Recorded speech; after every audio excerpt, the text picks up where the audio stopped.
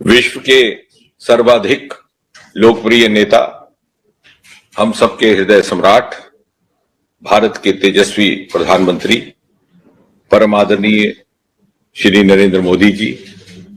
हम सब जानते हैं प्रधानमंत्री जी, आपने सदा देश के युवाओं की चिंता की है।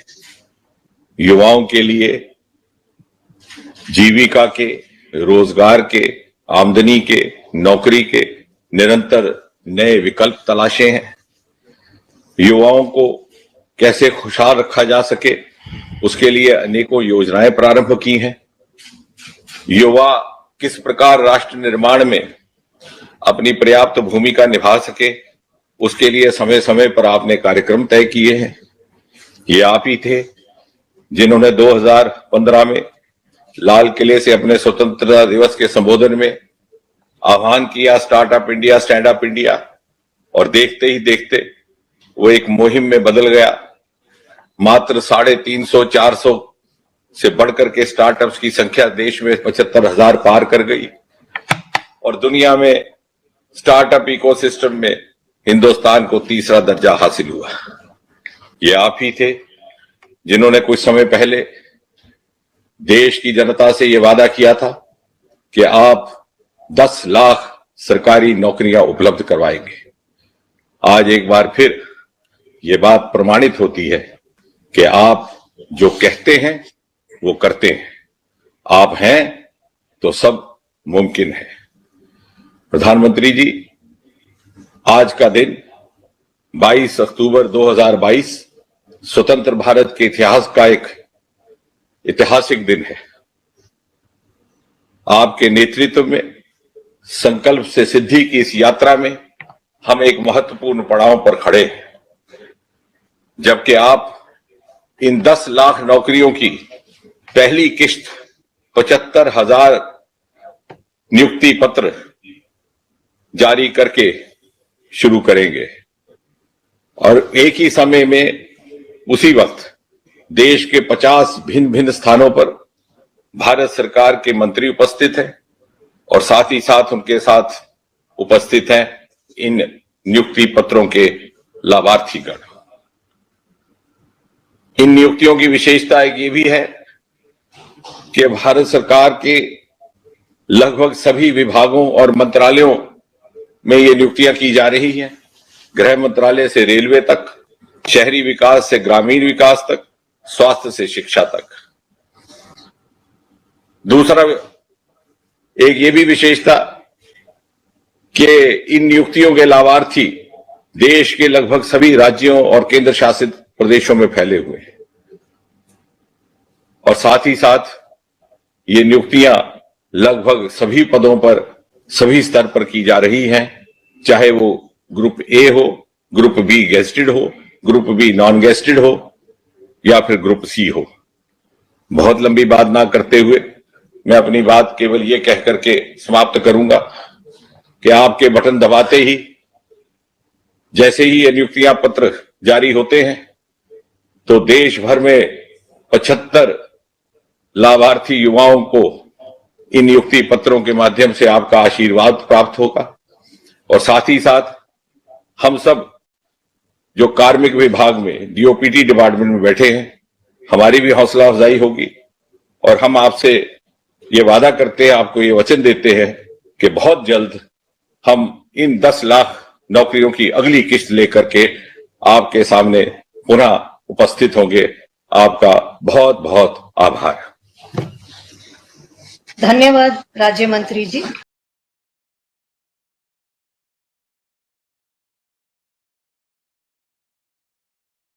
अब मैं माननीय प्रधानमंत्री जी से नई नियुक्तियों के वितरण का बटन दबाकर शुभारंभ करने का अनुरोध करती हूं।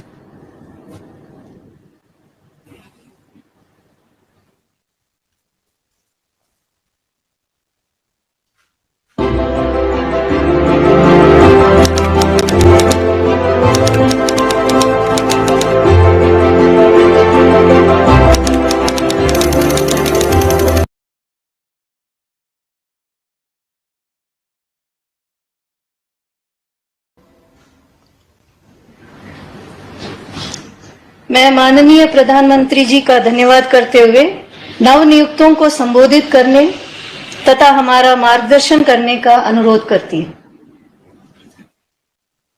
नमस्कार। केंद्रीय मंत्रिमंडल के मेरे सहयोगी डॉक्टर जितेंद्र सिंह जी,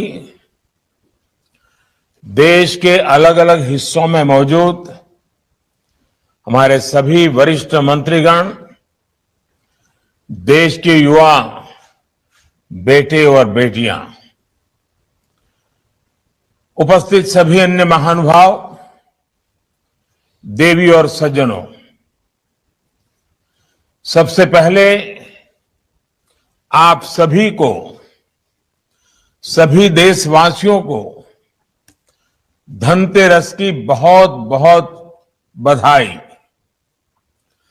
भगवान धन्वंतरी आपको स्वस्थ रखे, मां लक्ष्मी की कृपा आप सभी पर बनी रहे, मैं परमात्मा से यही कामना करता हूं। और मेरा सौभाग्य है कि मैं अभी अभी केदारनाथ बद्रीनाथ यात्रा करके आया हूं और उसके कारण थोड़ा मुझे विलंब भी हो गया, और विलंब हो गया इसके लिए भी मैं आप सबकी क्षमा चाहता हूं। साथियों, आज भारत की युवा शक्ति के लिए एक महत्वपूर्ण अवसर है।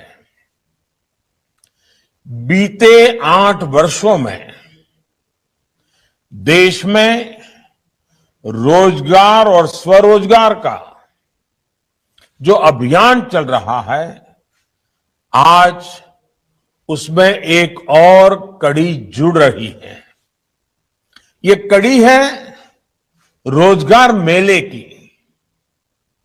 आज केंद्र सरकार आजादी के 75 वर्ष को ध्यान में रखते हुए 75,000 युवाओं को एक कार्यक्रम के अंतर्गत नियुक्ति पत्र दे रही है।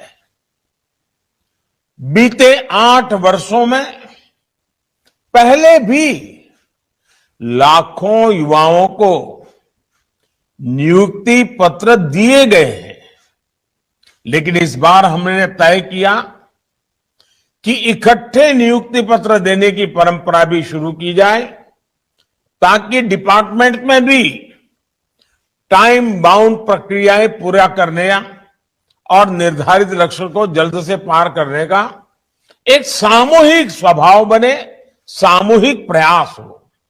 इसलिए भारत सरकार में इस तरह का रोजगार मेला शुरू किया गया है।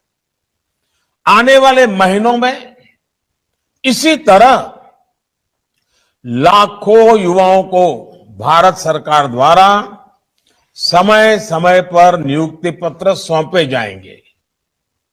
मुझे खुशी है कि एनडीए शासित कई राज्य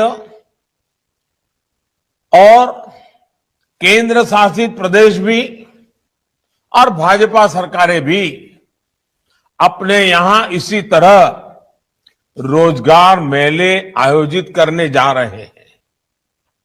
जम्मू कश्मीर, दादरा नगर एवं नगर हवेली, दमन दीव, अंडमान निकोबार भी आने वाले कुछ ही दिनों में हजारों युवाओं को ऐसे ही कार्यक्रम करके नियुक्ति पत्र देने वाले हैं।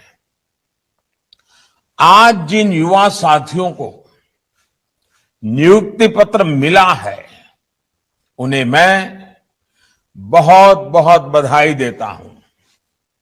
साथियों, आप सभी ऐसे समय में भारत सरकार के साथ जुड़ रहे हैं जब देश आजादी के अमृत काल में प्रवेश कर चुका है।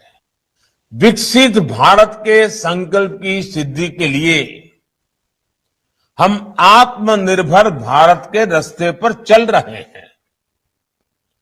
इसमें हमारे इनोवेटर्स, हमारे एंटरप्रेन्योर्स, हमारे उद्यमी हमारे किसान, सर्विसेज और मैन्युफैक्चरिंग से जुड़े हर किसी की बहुत बड़ी भूमिका है। यानी विकसित भारत का निर्माण सबके प्रयास से ही संभव है। सबका प्रयास कि इस भावना को तभी जागृत किया जा सकता है जब हर भारतीय तक मूल सुविधाएं तेजी से पहुंचे और सरकार की प्रक्रियाएं तेज हो, त्वरित हो। कुछ ही महीनों में लाखों भर्तियों से जुड़ी प्रक्रियाएं पूरी करना, नियुक्ति पत्र दे देना, ये अपने आप में दिखाता है कि बीते 7-8 वर्षों में कितना बड़ा बदलाव सरकारी तंत्र में लाया गया है। हमने 8-10 साल पहले की वो स्थितियां भी देखी हैं जब छोटे से सरकारी काम में भी कई कई महीने लग जाते थे। सरकारी फाइल पर एक टेबल से दूसरे टेबल तक पहुंचते पहुंचते हैं धूल जम जाती थी। लेकिन अब देश में स्थितियां बदल रही हैं, देश की कार्य संस्कृति बदल रही है। साथियों, आज अगर केंद्र सरकार के विभागों में इतनी तत्परता, इतनी एफिशिएंसी आई है, इसके पीछे 7-8 साल की कड़ी मेहनत है, कर्मयोगियों का विराट संकल्प है। वरना आपको याद होगा, पहले सरकारी नौकरी के लिए अगर किसी को अप्लाई करना होता था तो वहीं से अनेक परेशानियां शुरू हो जाती थी। भांति भांति के प्रमाण पत्र मांगे जाते, जो प्रमाण पत्र होते भी थे उनको प्रमाणित करने के लिए आपको नेताओं के घर के बाहर कतार लगा के खड़ा रहना पड़ता था, अफसरों की सिफारिश लेकर के जाना पड़ता था।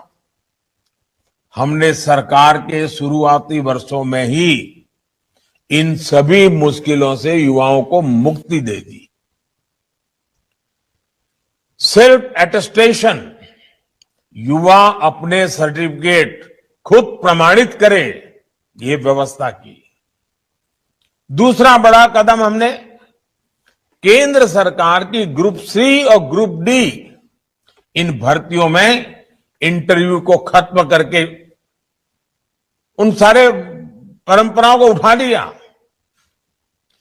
इंटरव्यू की प्रक्रिया को समाप्त करने से भी लाखों नौजवानों को बहुत फायदा हुआ है। साथियों, आज भारत दुनिया की 5वीं बड़ी अर्थव्यवस्था है। 7-8 साल के भीतर हमने 10वें नंबर से 5वें नंबर तक की छलांग लगाई है। ये सही है कि दुनिया के हालात ठीक नहीं है। अनेक बड़ी बड़ी अर्थव्यवस्थाएं संघर्ष कर रही हैं। दुनिया के अनेक देशों में महंगाई हो, बेरोजगारी हो, अनेक समस्याएं अपने चरम पर है। 100 साल में आए सबसे बड़े संकट के साइड इफेक्ट्स 100 दिन में चले जाएंगे, ऐसा न हम सोचते हैं, न हिंदुस्तान सोचता है और न ही दुनिया अनुभव करती है। लेकिन इसके बावजूद संकट बड़ा है, विश्वव्यापी है और उसका प्रभाव चारों तरफ हो रहा है, दुष्प्रभाव हो रहा है।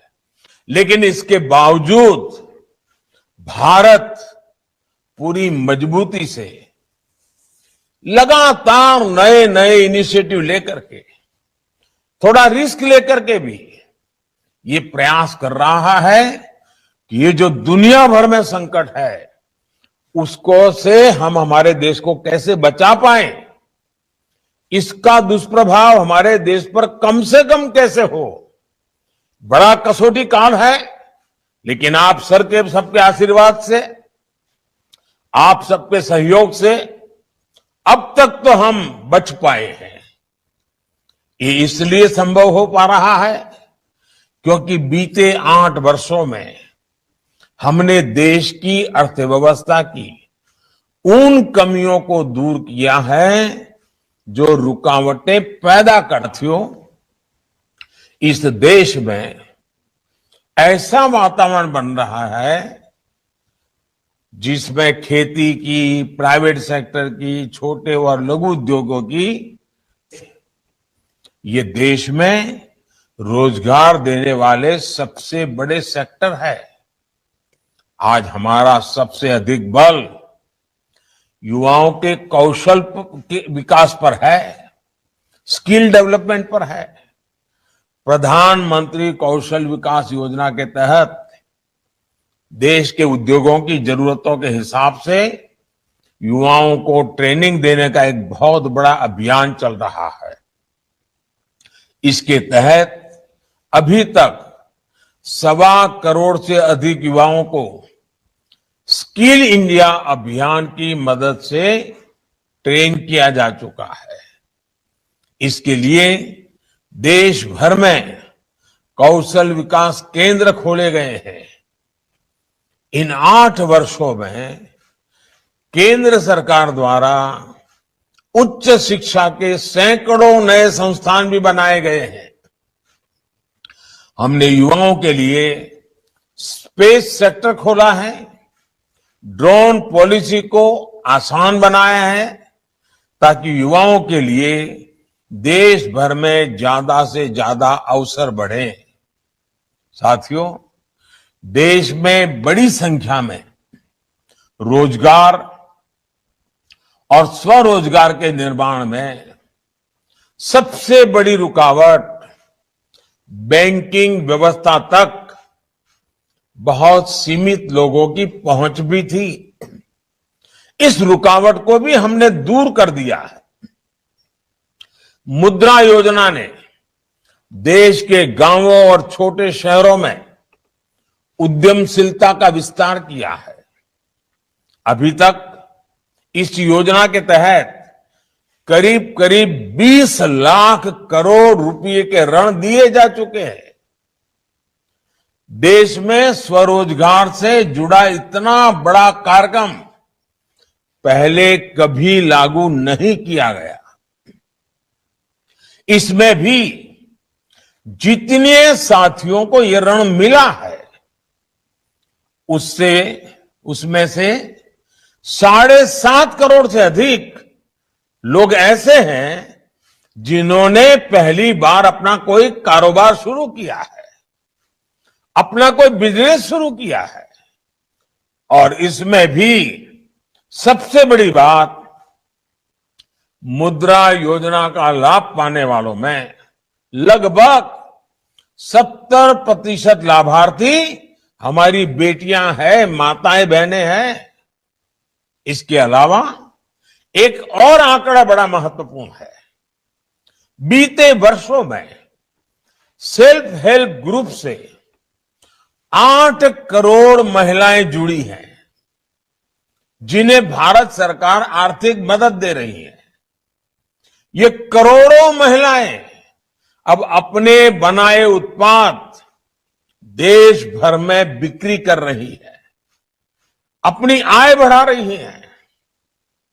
अभी मैं बद्रीनाथ में कल पूछ रहा था, माताएं बहनें जो सेल्फ हेल्प ग्रुप मुझे मिली, उन्होंने कहा इस बार जो बद्रीनाथ यात्रा पे लोग आए थे, हमारा 2.5 लाख रुपया हमारा एक एक ग्रुप की कमाई हुई है। साथियों, गांव में बड़ी संख्या में रोजगार निर्माण का एक और उदाहरण हमारा खादी और ग्रामोद्योग भी है। देश के पहली बार खादी और ग्रामोद्योग 1 लाख करोड़ रुपए से अधिक का हो चुका है। इन वर्षों में खादी और ग्रामोद्योग में 1 करोड़ से अधिक रोजगार बने हैं। इसमें भी बड़ी संख्या में हमारी बहनों की हिस्सेदारी है। साथियों, स्टार्टअप इंडिया अभियान ने तो देश के युवाओं के सामर्थ्य को पूरी दुनिया में स्थापित कर दिया है। 2014 तक जहां देश में कुछ इने गुने 100 स्टार्टअप थे, आज ये संख्या 80,000 से अधिक हो चुकी है। हजारों करोड़ रुपए की अनेक कंपनियां इस दौरान हमारे युवा स्थापित साथियों ने तैयार कर ली है। आज देश के इन हजारों स्टार्टअप्स में लाखों युवा काम कर रहे हैं। देश के एमएसएमईज में, छोटे उद्योगों में भी आज करोड़ों लोग काम कर रहे हैं, जिसमें बड़ी संख्या में साथी बीते वर्षों में जुड़े हैं। कोरोना के संकट के दौरान केंद्र सरकार ने एमएसएमईज के लिए जो 3 लाख करोड़ रुपए से ज्यादा की मदद की, उससे करीब 1.5 करोड़ रोजगार जिस पर संकट आया हुआ था वो बच गए। भारत सरकार मनरेगा के भी माध्यम से देश भर में 7 करोड़ लोगों को रोजगार दे रही है और अब उसमें हम एसेट निर्माण, एसेट क्रिएशन पर बल दे रहे हैं। डिजिटल इंडिया अभियान ने भी पूरे देश में लाखों डिजिटल एंटरप्रेन्योर का निर्माण किया है। देश में 5 लाख से अधिक कॉमन सर्विस सेंटर में ही लाखों युवाओं को रोजगार मिला है। 5G के विस्तार से डिजिटल सेक्टर में रोजगार के अवसर और बढ़ने वाले हैं। साथियों, 21वीं सदी में देश का सबसे महत्वाकांक्षी मिशन है मेक इन इंडिया, आत्मनिर्भर भारत। आज देश कई मामलों में एक बड़े आयातक इंपोर्टर से एक बहुत बड़े निर्यातक एक्सपोर्टर की भूमिका में आ रहा है। अनेक ऐसे सेक्टर हैं जिसमें भारत आज ग्लोबल हब बनने की तरफ तेजी से आगे बढ़ रहा है। जब खबर आती है कि भारत से हर महीने 1 अरब मोबाइल फोन पूरी दुनिया के लिए एक्सपोर्ट हो रहे हैं, तो ये हमारे नए सामर्थ्य को ही दिखाता है। जब भारत एक्सपोर्ट के अपने पुराने सारे रिकॉर्ड तोड़ देता है, तो वे इस बात का सबूत होता है कि ग्राउंड लेवल पर रोजगार के नए अवसर भी बन रहे हैं। आज गाड़ियों से लेकर मेट्रो कोच, ट्रेन के डिब्बे और डिफेंस के साजो सामान तक अनेक सेक्टर में निर्यात तेजी से बढ़ रहा है। ये तभी हो पा रहा है क्योंकि भारत में फैक्ट्रियां बढ़ रही है।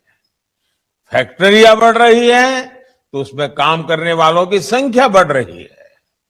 साथियों, मैन्युफैक्चरिंग और टूरिज्म 2 ऐसे सेक्टर हैं जिसमें बहुत बड़ी संख्या में रोजगार मिलते हैं।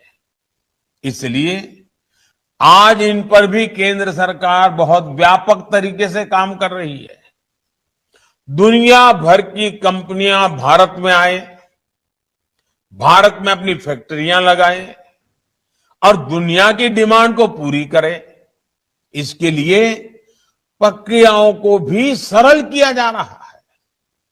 सरकार ने प्रोडक्शन के आधार पर इंसेंटिव देने के लिए पीएलआई स्कीम भी चलाई है।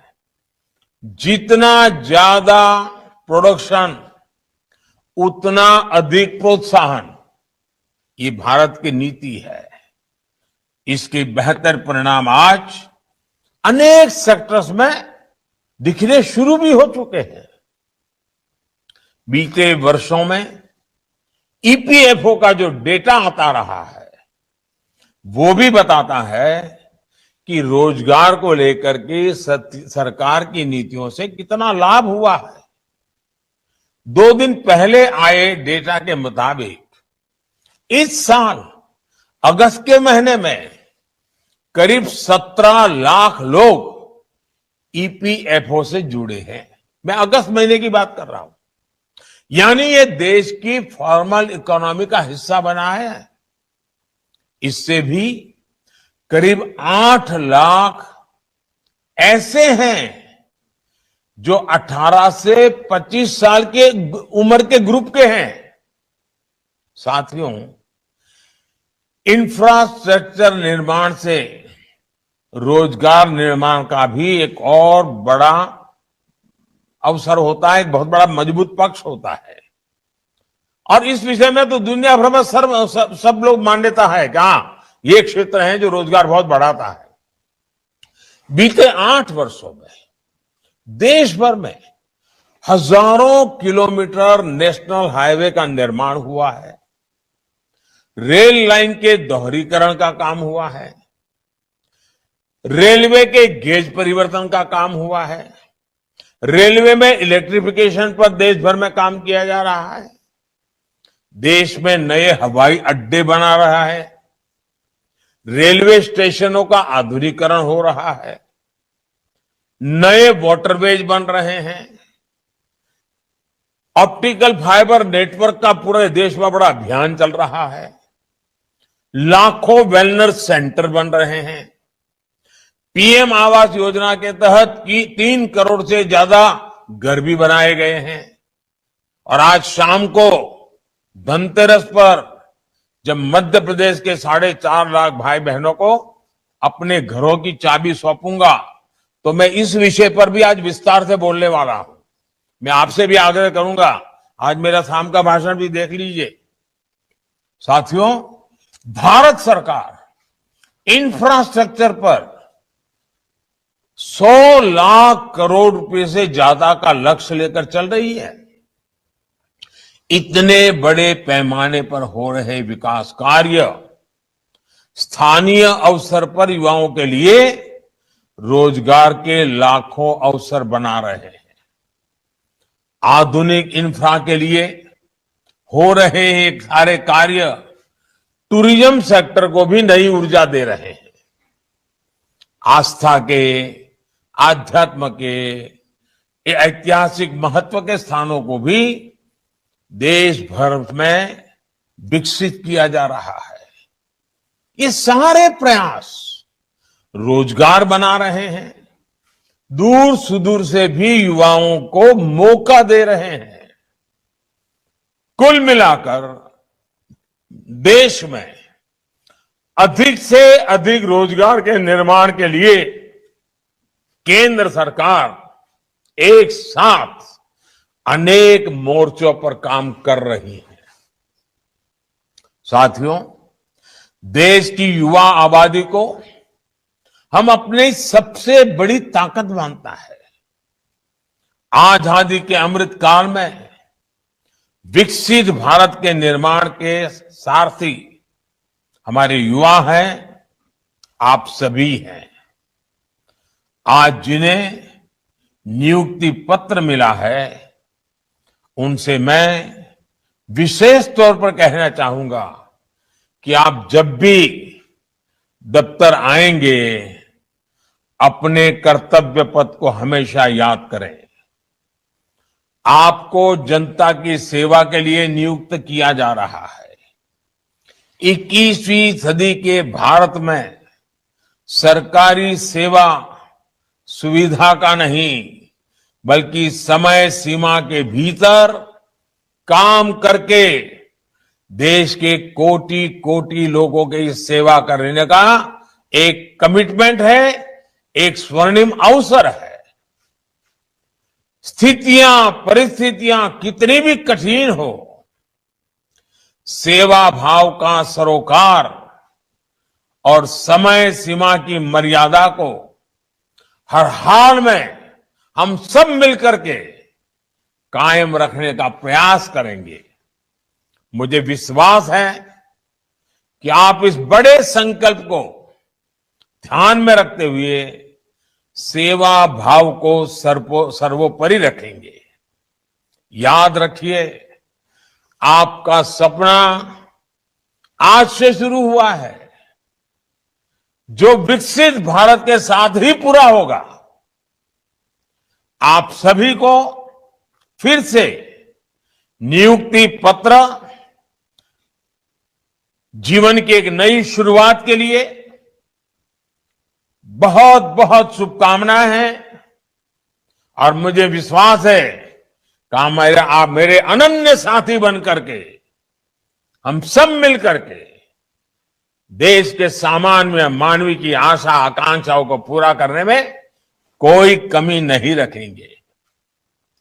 धनतेरस का पावन पर्व है, हमारे यहां इसका अत्यंत महत्व भी है। दिवाली भी सामने आ रही है। ये अनेक त्योहारों का पल है, उसमें आपके हाथ में ये पत्र होना आपके त्योहारों को अधिक उमंग और उत्साह से भर देंगे, साथ में एक संकल्प से भी जोड़ देंगे, जो संकल्प 100 साल का जब भारत की आजादी का समय होगा, अमृत काल के 25 साल, आपके जीवन के भी 25 साल, महत्वपूर्ण 25 साल, आइए मिलकर के देश को नई ऊंचाइयों पर ले जाए। मेरी बहुत बहुत